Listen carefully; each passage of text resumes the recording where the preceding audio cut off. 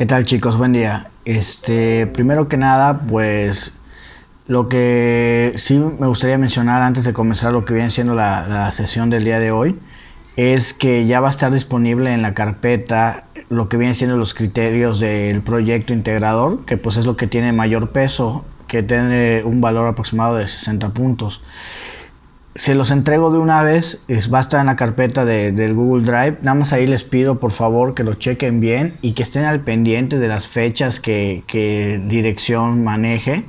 Y ahí, pues sí voy a ser muy estricto, ahí no voy a estar aceptando proyectos a destiempo. Por eso lo estoy subiendo también con tiempo para pues, evitar toda esta problemática, ¿no?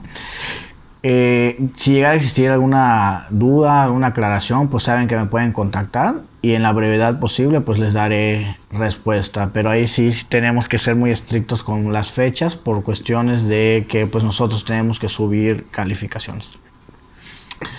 Ok, chicos, ahora sí, dicho esto, pues vamos a comenzar con la sesión del día de hoy. La última sesión pues les hablé del viaje de Hernán Cortés y cómo conquistó Tenochtitlán.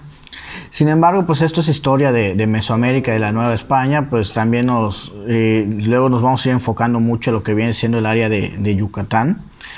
Y pues ya les había marcado una tarea que investigaran acerca de los Francisco de Montejo. En realidad los Francisco de Montejo son los que conquistaron la parte de la zona maya, pues más en específico lo que viene siendo Yucatán. Acá vale la pena hacer un par de comentarios.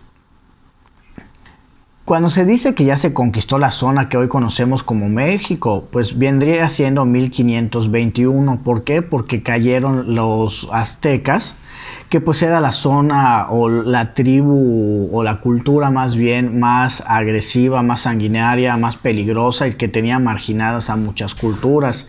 Sin embargo, los mayas fueron conquistados tiempo después. O sea, ahí nada más vale la pena mencionar esto porque pues oficialmente con la caída de Tenochtitlán es cuando ya se considera que los españoles ya nos habían dominado, pero pues la realidad es que no nos habían dominado por completo. Faltaban otras zonas por conquistar y una de esas zonas que faltaron era la zona maya, que incluso tardaron bastante tiempo en conquistar. Ok, ahora sí, vamos a ver. En realidad son tres Francisco de Montejos. Estamos hablando del padre, que es también conocido como el adelantado o el viejo, el hijo, que es el mozo, y pues el Francisco de Montejo, el sobrino.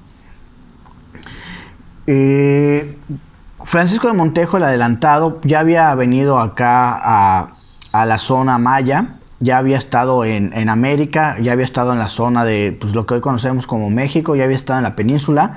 Todo esto porque había viajado con Hernán Cortés y pues ya había pasado por todo esto. Sin embargo, Hernán Cortés le asigna que vaya a comunicarse con el rey de España para pues rendir cuenta de todo lo que había hecho. Sí, acordemos que Hernán Cortés pues tenía problemas con la corona, pero pues con que ya quería quedar bien y que los títulos de conquistador y las tierras y demás pues que se lo den ya por escrito, ¿no? Entonces, pues manda a Francisco de Montejo, el padre o el adelantado, a hablar con el rey. Ahí se queda varios años.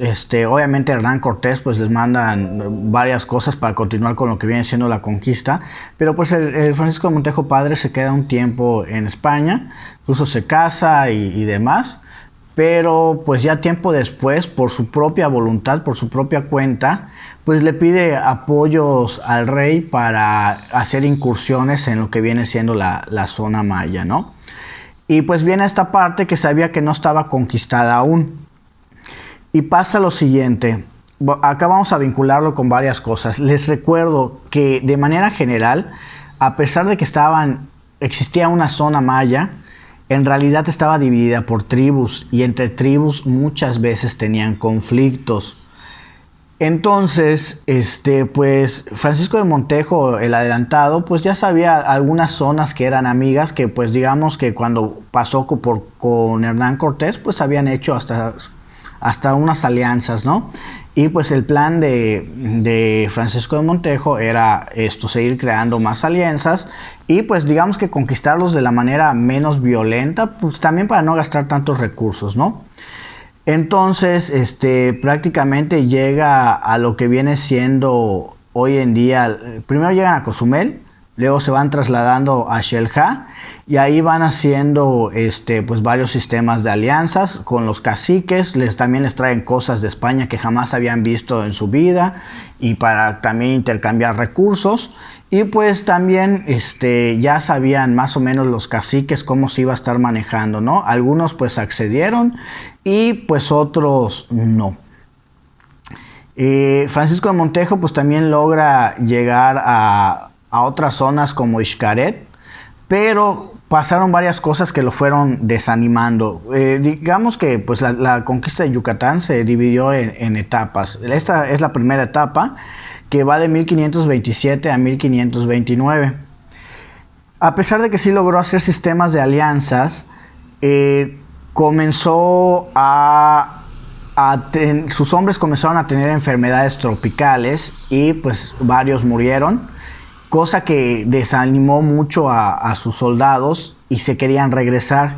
Pero Francisco de Montejo, ¿qué es lo que hizo? Quemó gran parte de sus barcos para que no pudiesen regresar. También, por ejemplo, se fueron a lo que viene siendo Xcaret, también ahí llegaron a lo que hoy en día es Playa del Carmen, que antes se llamaba Xamanjá, y les digo, fueron avanzando muchos territorios y pues algunos se volvieron aliados. Vamos a ver qué pasó. Vamos a mencionar un personaje que ya habíamos mencionado antes. Realmente el que estaba entorpeciendo todo este proceso en realidad era Gonzalo Guerrero, que les había dicho que Gonzalo Guerrero era el padre del mestizaje, que fue un español que naufragó y por azares del destino se termina convirtiendo en un maya, que terminó entrenando a los mayas de ciertas zonas y fue también haciendo que se unan algunas tribus, ¿no? Y pues se había convertido en un dolor de cabeza para los Francisco de Montejos. Bueno, ahorita en específico del padre. ¿Qué es lo que hacía? Hacía que fingiera que algunas tribus mayas eran aliadas y les daban información falsa. Incluso le decían a Francisco de Montejos que sus hombres de cierta zona habían muerto a manos de Gonzalo Guerrero. Todo esto para despistarlos y para desanimarlos. También en algunas ocasiones cuando capturaban a algún soldado maya tenían la orden directa también de decir que Gonzalo Guerrero había muerto. Pues para también hacer que se confíen y todo. Entonces prácticamente Gonzalo Guerrero entorpeció mucho la conquista de la zona maya. Aparte de todo esto, pues siguen avanzando y la enfermedad tropical arremete en contra de sus hombres nuevamente y pues se consume más, ¿no? Entonces tiene que ya abandonar esta incursión, pero ya había hecho alianzas. En lo que viene siendo la segunda etapa, que va de 1530 a 1535, pues regresa con más recursos, regresa con más hombres. Acá pues se comienza a dirigir más por la zona de lo que viene siendo Campeche, por Salamanca de Campeche, también llega a Chetumal, llega a Chichén Itzá y pues a Tzilam, y pues van haciendo también varios pactos. Prácticamente la zona donde vendría siendo Yucatán, lo que hoy en día es Mérida, es lo que se le estaba complicando bastante. En esta segunda etapa, pues también seguía el ejército de Gonzalo Guerrero seguía dando lata, pero pues luego Gonzalo Guerrero pues termina falleciendo en batalla. Sin embargo, se enteran de los rumores que en Perú había mucho oro. También había muchas leyendas de una ciudad forrada completamente de oro a la que nombraron El Dorado. Entonces, en esta segunda etapa no se pasa tanto tiempo en la zona maya, sino que decide Francisco de Montejo padre, pues ir a Perú a explorar, sobre todo por la cuestión del oro. En lo que viene siendo la tercera etapa, Acá viene acompañado de su hijo, pues que también es conocido como Francisco de Montejo el Mozo. Yucatán seguía siendo parte conflictiva, así que prácticamente lo estaban rodeando, sobre todo la parte de Mérida y sus alrededores, pues la estaban rodeando, pero pues sí, ya tenían la desesperación ya de conquistar todo. Tardaron mucho tiempo. La tercera etapa va de 1540 a 1547. E incluso, pues, el hijo se había convertido hasta gobernador de Tabasco. Y su sobrino, pues, estaba en Champotón y también ya tenía un cargo muy fuerte. ¿Qué es lo que fueron haciendo? Pues cuando Francisco de Montejo padre dice ya vamos a conquistar Yucatán, pues prácticamente su hijo le manda ejército de Tabasco y de Champotón, al igual que el sobrino agarran y le comienzan a mandar más ejército para ya continuar para concretar lo que viene siendo la conquista de Yucatán. Pues una de las ciudades más importantes es la ciudad de To, que prácticamente es como se llamaba Mérida antes, y pues la terminan fundando el 6 de enero de 1542, que pues los que viven acá, los que son de acá, saben que el 6 de enero es la fecha de aniversario de la fundación de Mérida, pero pues antes se llamaba To. Pues ya con la caída de To, pues prácticamente pues ya los demás pueblos fueron muy fáciles de ir adquiriendo. Y pues ya al final logran concretar lo que viene siendo la conquista de toda la zona maya, ¿no? Al menos en lo que viene siendo hoy en día nuestro país. De todas maneras, yo les había marcado una tarea en la cual me tenían que poner cuáles eran los terrenos que abarcó cada quien. Ahorita solo lo estoy concretando para entender. Ahora bien, vamos a hablar del sistema económico que se estableció en la Nueva España. Porque les dije, una vez que cayó Tenochtitlán, comienza inmediatamente una época conocida como la época colonial, que pues prácticamente los 300 años que estuvimos bajo el dominio de los españoles, que ellos nos impusieron un sistema de gobierno, un sistema social y un sistema económico. Yucatán, pues obviamente también cuando ya cayó en manos de los españoles por completo, pues obviamente también estuvimos bajo este sistema. Pero pues les voy a hablar de las principales actividades y se las voy a ir mencionando, se las voy a ir desglosando.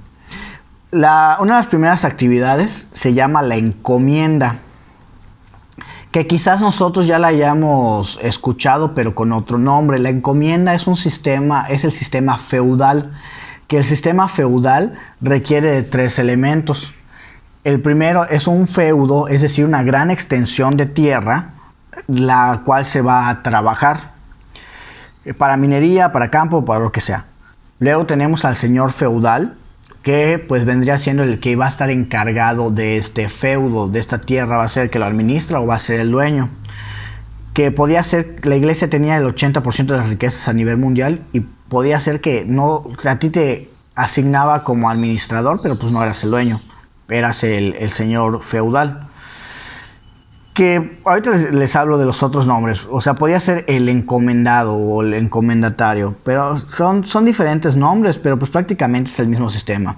Y pues el tercer elemento es el campesino o el peón, que prácticamente le iba a tocar la parte fuerte del trabajo, ¿no? La chamba fuerte. ¿Qué es lo que se le ofrecía a los indígenas que eran los peones? Les ofrecían que iban a ser libres, en teoría, pero pues las horas laborales eran muy extensas, el trabajo físico era muy fuerte, había maltrato físico también, pero pues se le daba protección, se le iba a dar comida, se le iba a dar ropa, se le iba a dar agua, se le iba a dar medicina y educación, pero no les interesaba que supieran leer y escribir. En realidad se les daba educación religiosa y pues iba el señor feudal o enviaba un capataz a leerles acerca de la Biblia.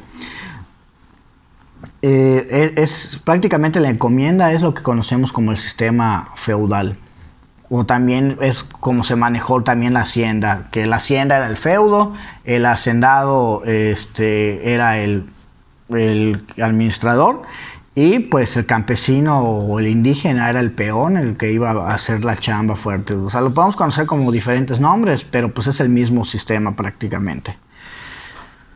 Luego tenemos el repartimiento.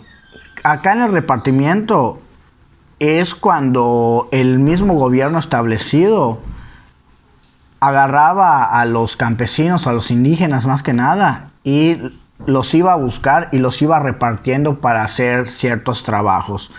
Acá no eran trabajos fijos, les podían poner diferentes chambas. Un día podían estar haciendo carreteras, un día podían estar en una mina, un día podían estar en campo, pero pues acá por diferentes cuestiones, para que aprendieran muchas chambas o también pues como fueran saliendo los trabajos. Pero sí, acá en el repartimiento era eso, pues prácticamente el gobierno los asignaba o cierta persona los asignaba, pero se llama repartimiento porque los iba repartiendo y por lo general 1 o 2 semanas hacían el mismo trabajo y luego los cambiaban. Tenemos luego las estancias y las haciendas. Acá la diferencia realmente es muy poca.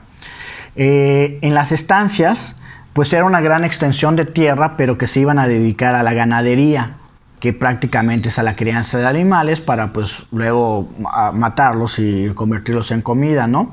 O también para cuestiones de cuero, pieles, etc. Sin embargo, ¿qué es lo que pasó? Los mayas, o también hablando de otras zonas de nuestro país, no habíamos conocido a las vacas, no habíamos conocido a los caballos o a ese tipo de puerco que ellos producían. Vamos a hablar ahorita en específico de comida, ¿no? Vacas y ese tipo de cerdos. Incluso no estaban en nuestra dieta. Originalmente se les habían asignado un pedazo de tierra muy poco, pero conforme fueron haciendo que los mayas o los indígenas sean dependientes a esa dieta, pues estas estancias fueron creciendo más, fueron pidiendo más territorio para poder criar más animales. En la estancia solo se dedicaba a la ganadería, en cambio las haciendas tenía tanto ganadería como agricultura, así que por lógica entendemos que pues eran pues, tierras más grandes. Esa es la diferencia. Y pues para finalizar con lo que viene siendo las principales actividades económicas de lo que viene siendo la zona maya, de manera general de la Nueva España, tenemos la minería, tanto de oro, pero sobre todo de plata. Hasta la fecha somos uno de los principales productores de plata, pero en su momento éramos aún más. También pues producíamos caña de azúcar, arroz y pues los ganados que ya habían traído de España también pues se comenzaron a producir mucho acá, pero pues se exportaba para España o para otros países. Leches, pieles, sí, de manera general estas eran las principales actividades comerciales que hacíamos. Pero pues de ahí, pues era de manera general las actividades económicas que se establecieron acá. La siguiente sesión les voy a hablar del sistema político y social. Y también no vamos a tardar mucho en lo que viene siendo la época colonial, sino que también vamos a pasar a lo que viene siendo la independencia y pues cómo afectó a Yucatán. Ya a partir de este momento, todo lo que veamos va a ser más relacionado con Yucatán, no tanto con México. Muy bien, chicos, es todo por esta sesión. De todas maneras, les pido por favor que chequen la recomendación que les hice al inicio, de que estén al pendiente de las fechas y de sus criterios de evaluación.